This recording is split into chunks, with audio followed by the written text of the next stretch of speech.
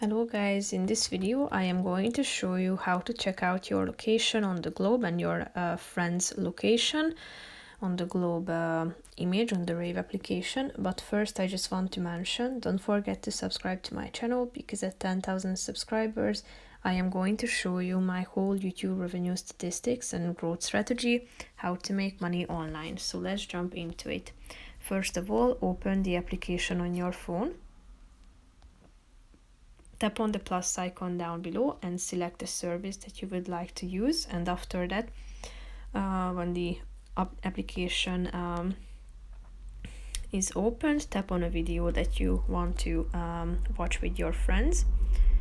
And after selecting and inviting your friends over, tap on this globe icon that you can find down below in the right side corner of the screen. And here you will be able to check out your location. Here it is. So as you zoom in, you can see that it's indicated here. Here is your name indicated. And as you zoom in, the location will be more precise. So you can check out your friend's location. If you